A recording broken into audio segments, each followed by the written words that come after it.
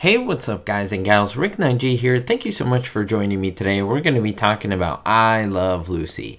You guys and gals are all loving the hidden devices I'm pointing out in many of the classic TV shows and movies. And I got a really good one for you. But before I get into it, I do want to let you know I'm giving away a free Blu-ray set of all the episodes of Season 1 of I Love Lucy. How do you win? Well, you have to watch the entire video so that you can join. Now let's get right into it. The episode that I'm referring to that has this pretty cool device is actually found in other episodes, but I specifically want to point it here, and that is Lucy Plays Cupid. Now this episode came out January 21st, 1952. Not one of my favorites. I think the story was kind of weak, and the Mertzes weren't even there. I mean, we miss Fred and Ethel in this one.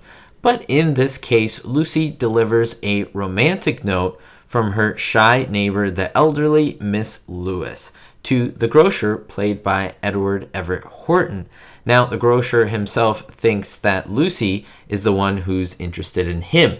This is, of course, not true, but hilarity ensues in my favorite scene of the entire episode, where Lucy and Mr. Ritter, the grocer, get together at her apartment. She pretends to be poor, and she creates this nightmarish dinner scene with him, with like kids and burnt toast and burnt steak and just all these crazy things. And it's pretty funny. It's a pretty funny scene, and I think it's the only real interesting thing of this entire episode. It's episode 15, so it's early on.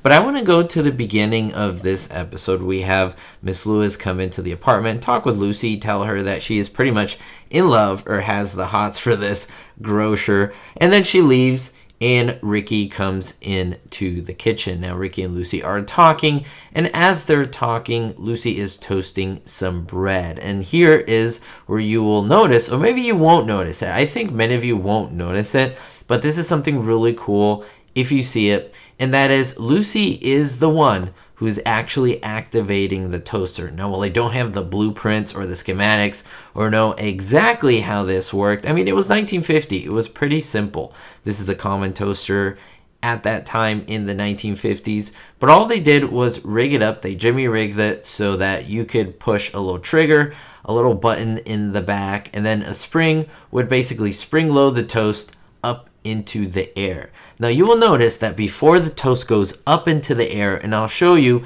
in a slow motion frame by frame so that you can see, Lucy hits a button. She activates essentially a trigger in the back of this toaster that launches it. Because I mean, yeah, toast jumps, but it never jumps that high. This was a toaster that really didn't heat the bread. All it did was a little gimmick, a little toaster that really didn't toast, but just launched the bread up in the air. And so Lucy, being able to control it, she knew exactly when it was going up in the air, and then that she would catch it. You could see her arm going behind the toaster. Yes, it is obstructed, but you can see for a split second she activates the trigger, and then she looks up. It's like she is in control of the toast, and this is pretty much how they did it. It's a simple thing.